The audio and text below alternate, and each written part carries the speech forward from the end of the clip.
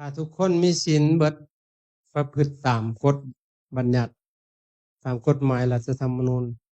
ไม่ออกว่าง่ายบ่หึบ้านเมืองนี่อยู่สบายเลย มันบ่มีโจรซับกดเกิบไว้บ่แม่นเกิบเจ้าของก็บ่เอาลางคนว่าข่อยหลงนี่หลงพี่บ้าใส่อยู่คู่มื้อนึงข่อยรับตาใส่ยังหูเกิบข่อยแม่นแต่ว่า มอดไฟไว้โลดเอามาสูบอยู่ตีนคนเขาหู้โลดเกิบข่อยผัวเจ้าจะสิลงจะบอกให้ผู้อื่นผัวมานอนน้ำกอดก็ยังติดกินยังหูแหละแม่นแต่ว่าถ้าเจอนอนน้ำผู้อื่นกูหลงผัวปฏิวัติกูหลงเมียซะบอกแม่นแต่ว่าอันนั้นมันจงใจเลยสิไปลงในใดของเจ้าของเนาะอย่างน้อยก็กูหลงรถตัวมันสิลงได้จังไดเนาะอันนั้นมันอยากหลักโดยเฉพาะเลยแหละถ้าทุกคนประพฤติธรรมมันอยู่เย็นเป็นสุขเราบางแม่บ้านหนึ่ง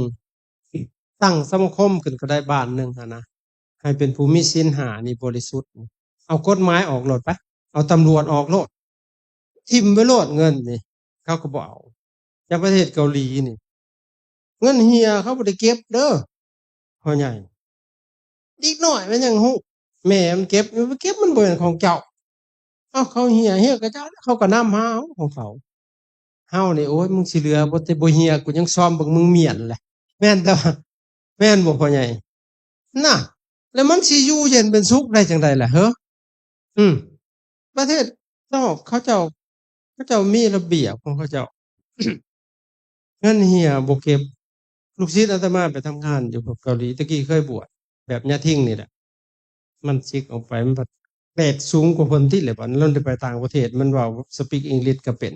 เพิ่นพอได้แต่ I love you ก็ซ้ำไปเป็นลูกน้องเขาเฝ้าสวนบักทุเรียนนั่นแหละ นั่นแหละความประมาทตอนบวชทีนี้น่ะเห็นเงินก็บ่เก็บบ้านนี้เงินมันเหี่ยมันก็นำไปตามทางมันมาก็อยู่หั่นแหละบ่มีไผเอาเห็นบ่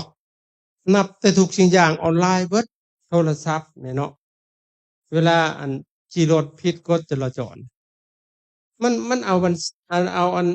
บิลมาให้เลยนี่เจ้าเฮ็ดฝ่ากฎจราจรอยู่ในหันมันมีกล้องเบิดมันมีตำรวจไปหาไล่จับใส่ขี้กินคือบ้านเฮาเด้มันเอาบิลมาให้นี่เงินน่ะข้อยเอาแล้วในธนาคารของเจ้ามันหักเอาโลดในหันเพราะว่าเบอร์โทรศัพท์เจ้ามันลิงก์กันเบิดเด้เข้าใจบ่บ่คือบ้านเฮาเด้บ้านเฮาจิตใจยังต่ำอยู่ปรับใหม่เฮ็ดบิลซะ5,000เอาเงิน80,000พุบ่เอาตามบิลหั่นน่ะอันนี้บ่แม่นอาตมาเว้าเอาได้เคยเจอเคยพบมาถามเพิ่นว่าธรรมเนียมมันก็ต้องลงบิลเบิดแหละแต่ละอย่างเงินมันก็สิได้เข้ารัฐอันนี้ยัดเข้าธงไผธงมันแล้วก็แล้ว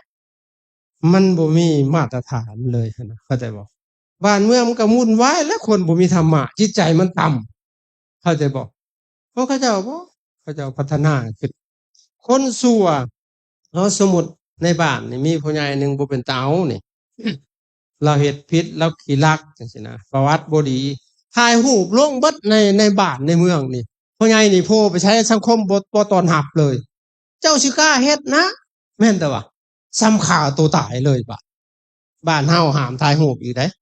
เพิ่นว่ามีการห้ามอีกเด้เอาลงก็บ่ได้ผิดอีกบัดนี้เพิ่นว่ายุแย่ปั่นป่วนสิปั่นป่วนนั่นได้เจ้าโกงเขาเจ้าโสราชบังหลวงเจ้าโกงคนอื่นเจ้าบ่ยอมรับเองเจ้าใช้อำนาจผิดแม่นเด้อมันนั่นแหละมันก็เลยเดือดร้อนกันเบิดไผก็เว้าบ่ได้ปากบ่ได้ไอบ่ดังคังอยู่ในท้องห้องอยู่ในหูคอเอาแม่เจ้ามีศีลเบิดทุกคนบ่ต้องโชว์ดอกว่าข้อยมีศีลลองลงใจเจ้าก็ได้เจ้าจะโกงของหมู่อยู่บ่เจ้าจะเอาเปรียบหมู่อยู่นั่นแหละจิตใจเจ้ามันต่ำนะบ่แม่นสิให้ไผบังคับได้